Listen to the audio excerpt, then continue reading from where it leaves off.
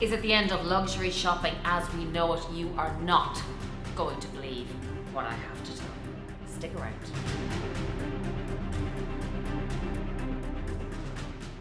Hello everybody and welcome back. It's lovely to have you back, and yes, as you saw by the thumbnail, is it the end of luxury shopping? I have a lot to tell you today, so grab a cup of coffee, a drink, go for a walk, do your shopping, do whatever you need to do. This is an informative, jam-packed video, and I want you to enjoy it and just soak up all the info I have for you today. Please excuse my little plaster. I was cooking and I burnt myself, didn't I? Anyway, so today we are going to start off on a good note, as we always do, with our little beauty here, which is Mon Guerlain. She is a beautiful amber, woody, and warm, spicy. Whoops-a-daisies. Nearly lost her there. Oh, haven't used this one for a long time, and she is just gorgeous. The top notes are lavender and bergamot. Mid notes are iris, jasmine, sambac rose, and in the base we have vanilla, coumarin, sandalwood, licorice, benzoin, and patchouli. She is a beaut, ladies. I've recommended this to a few of you who've actually DM'd me about fragrances, and yes, this is very much like an everyday perfume. She's light enough, she's beautiful enough, and she just gives you that oomph to go about your day. Now, the shout out of the day, while I take that hair out of my eyes, is to Connolly. Hi Donna, how are you? You were messaging me in the last video, and I want to say a big hello and a big kiss to your lovely positive attitude and your positive message which you left in the last video. So now, ladies and gents, yes, we are talking about, we have been through it all over the last 2 years, and the effects are going to be long lasting, but there's good stuff in here too. So stick around, because I know you are all fashion enthusiasts, looks lovers, handbag lovers, fashion lovers, so it's important to, you know, do your little bit of homework and your research so you make the intelligent decisions. And that's why I was really interested in researching this, and I had said it in my last video if people were interested, and a lot of you said, Viv, I would love to see that video.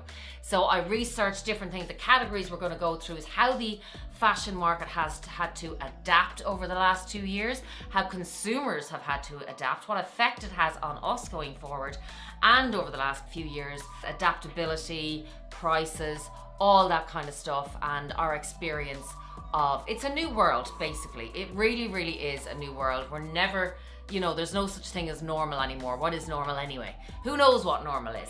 Very jam-packed video I have for you here today, and I hope you'll love it, and I hope you'll stick around and give me likes and thumbs up and subscribe and all the rest for all the fun videos I have for you coming up. As I said, this one is quite informative. So, fashion. Yeah, well, what we wear says a lot about who we are. Fashion, it shapes business, culture, and identity, and it's a $380 billion industry, which in 2020 was the worst year in history for modern luxury. Now, it's not all doom and gloom, as I said, because in 2021 it picked right back up again, and the effects it has had on the pre-loved secondhand market. I personally love this subject, and I love the pre-loved market. As you know, I have bought from Vestiaire Collective, which is one of the leaders in the pre-loved market, along with Fashion File in the States and the Real and places like that. I know an awful lot of you would have had a lot of experience with the pre-loved market as well. And what I love about Fashion File and Vestiaire is that they're working, you know, towards sustainability, number one, giving your items a second chance of a new life for somebody else. I mean, some of these items were never actually worn, the tags were never taken off, and where do they go? To a landfill, which is just not right, ladies and gents. We have to step up our game here. We have to look after our planet that we all share, societies that we all live in, planets that we share, this planet that we share. We really, really have to step it up. And these small changes that we can make as a community are going to make the huge difference for our children, our grandchildren, and everybody else. And we can do it in a fun way. It's really, really fun. I love the pre-loved market. Do you know what I love about it? I love the chase. I love the hunt. I love searching, whether it be the middle of the night or whenever it is, and you're there and you're chasing and you type in something, and you know, and the bargaining and the negotiations of going down and, you know, hunting for that product. You go, oh no, I'll offer you this, and they're like, negotiation, no, I'll take this, and it's really, really good fun, I have to say. But what is lovely is that they're, you know, doing away with this traditional bias that was around. In 2020, there was 100% growth in listings on the pre-loved market. So of course we're all at home And what are we doing? Only, well, depends. A lot of us were decluttering, a lot of us were shopping, a lot of us were exercising, a lot of us were making banana bread, whatever it was that you were doing, or whatever, drinking wine, whatever it was, that a lot of us were decluttering, as I said, and listing our items on the pre-loved markets. So we were emptying out our wardrobes, which was amazing. 100% growth in 2020. Now, it wasn't so good for the likes of the mega brands, which in 2020, they obviously took a deep dive of, I think, 17.5% or something like that in their returns. But for them, they recouped that, and it all came back in 2021, big style. In 2021, the likes of Kering, which own the brands like Balenciaga, Gucci, YSL, and Alexander McQueen. And then you have LVMH, of course, which owns Louis Vuitton. And the third one is called Richemont. These conglomerates, if you like, or parent companies of the big mega brands, were up by 40% in the first half of 2021. So that just goes to show, because obviously these companies had to adapt, and that is the massive word for all of us. For all of us going forward, we all have to reinvent ourselves. I reinvented myself opening up and starting a YouTube channel, and it's the best thing I've ever done. And these companies adapted by virtual, going online, distance communications, because communicating and connecting with your customer is number one. It is essential on all levels of business. Communication is key, and the connection. And even people say, oh, you'd lose that connection with, distance communicating and stuff. But, sales associates of Chanel were video calling or on the phone, FaceTiming their customers, and they were connecting that way. And people feel special when they have that connection, and it's not just, they need the human touch.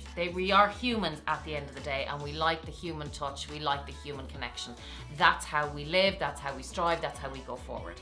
So that's how we adapted. But I wanted to go back on the secondhand markets basically, and how they have thrived, and their models that they have. The number one thing that they want to have in their companies is trust. They have to have trust. In any relationship, if you don't have trust, you have nothing. So they have been very vigilant about their process of quality control, physical authentication of products. Now, I know a few products have slipped through their hands, and that's going to happen, unfortunately.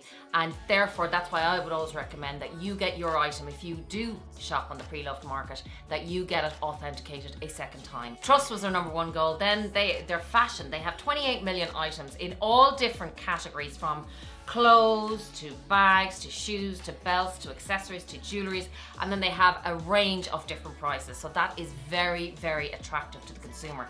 Number 3 is the community that they have built between Vestiaire in Europe, and which was originated in Paris, by the way, and then Fashion File, as I know a lot of my American viewers would know very well. I know it myself. I bought a few things on it, and the Real and places like that.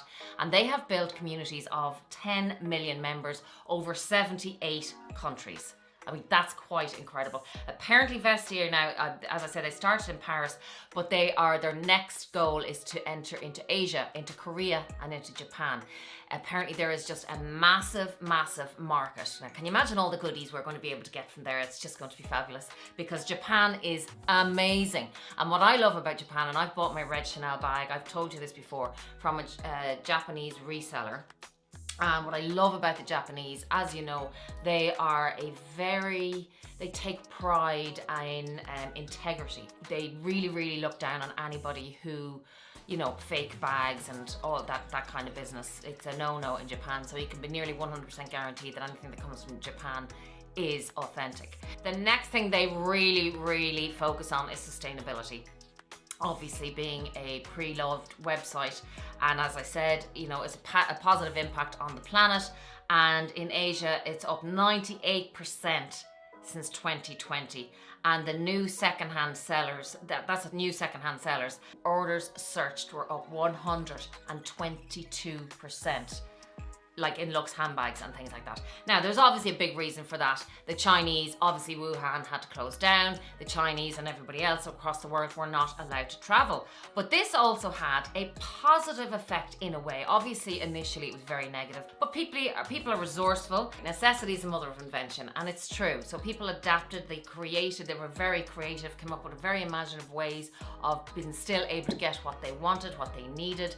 And absolutely in China, The Chinese tourist industry is massive, and it adds to 35% of the entire global economy. 35%. So obviously when they weren't coming over, whether it be to Ireland, going to the US, and the tourism industry suffered hugely. But what came out of that is the Chinese people have now got used to and have gotten over the psychological barrier of the prices in China, and they have now accepted them, and they're now shopping at home, where basically they used to love European brands, American brands and things like that. Now they are looking for Chinese brands, they are looking for limited editions, and they're looking for exclusive pieces. That is the way that market is going to move. So we better move with it, because they are an absolutely massive market, and it's just never going to be the same again. They're not going to be coming over looking for our products because they have their own, they've gotten used to it. That's going to stick, and they are all now online. We're all online, everybody's digital. The technology innovation has been incredible. People like Giorgio Armani did a massive fashion show virtually in Milan in an empty theatre, and that was just incredible. On another note then, this other amazing designer is come forward in Paris. Her name is Marine Serre, and she is all about planet before profit. And basically she is reusing and upcycling used garments and making unique pieces, and that is the way she wants to go forward. And she's encouraging other designers to go the same way. She's repurposing these garments, they're one of a kind, and she's all about quality, and it's just amazing. And basically when people are shopping on the pre-loved market, what they're looking for is obviously value. They're looking for value, affordability, then sustainability, then trends, then trust, and then newness. That is what people want, and that is the way it's going to stay. People know they have value in their wardrobes. They're not just disposing of their items, hopefully. They're moving away from fast fashion. I know I have. I was never that much into it, even though I'd buy the odd top, and I probably still will, but nothing like, in the past. I like quality over quantity, I always have, and I just think it's really, really important for everybody else to kind of move in that direction as well. That is, as I said, the Chinese make 30% of the global spend. The under 25s, by the way, and this is another really important factor. It used to be the over 40s were the massive, because we had disposable income and all that kind of stuff, but the under 25s, particularly in China, the under 25s spend 5 times more than their peers in the US. 5 times more. Can you imagine that disposable income? So Gen Z are hugely influential now in marketing going forwards for the mega brands. They're looking at them all the time. They are highly connected, they're socially aware, and also they are niche influenced. So they are a very important segment of the population that everybody's looking at, and they're on TikTok, social media, all the rest of it. I mean, the role of luxury, that is what I love, and this is a fact. What is the role of luxury, really? Well, it's to preserve craftsmanship. Because if we were to, and I should have brought out a couple of my bags, actually I intended to do that, but I'll stick a couple of pics up. My red Chanel bag, it's lambskin, and it's vintage. It's from, I think, the 80s. And if you're to put that beside any of my new bags, the feel, oh my God, that's the thing with luxury, once you touch it and feel it, you just know the difference. It's like skin, it's velvet, it's soft, it's beautiful, it's not run off a machine. That's where it's so important to preserve all the artisans and the livelihoods of people who were affected during the pandemic.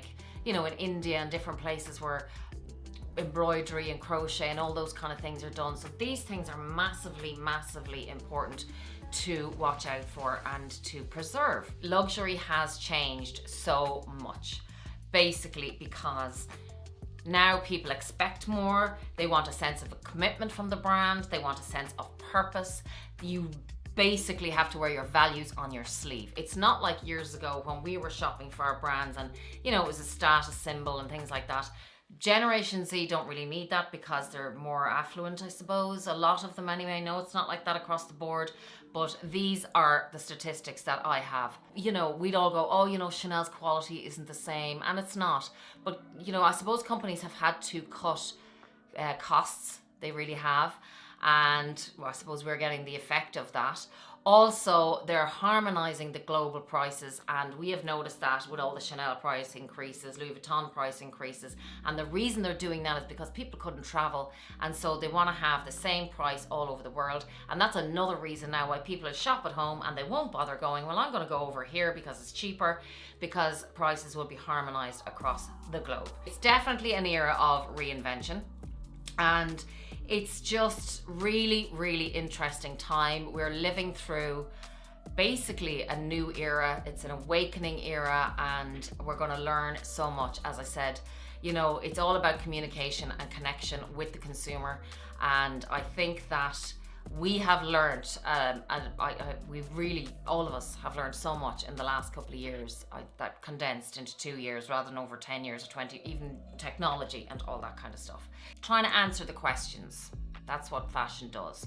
Whether it was like in the 1960s and there was a revolution of miniskirts and that was sexuality, and now it's masculinity and what it means to be a man, and fashion tries to answer all those questions. It's an amazingly complex industry. It's very, very interesting. I love reading up on it. I love reading up on why we behave in one way as opposed to another way, and it tells you a lot about yourself. It really does. So I hope you enjoy that, my lovely, lovely friends. The next one will be more light-hearted. Won't be so informative. Be just more a bit of fun, and but I like to throw these ones in here as well because I know a lot of people are interested in all the facts behind the, what would you call it, the fairiness, the bubbliness, the lightness, all of that. So until next time, my friends, be kind, be safe, and be compassionate. And I love you lots.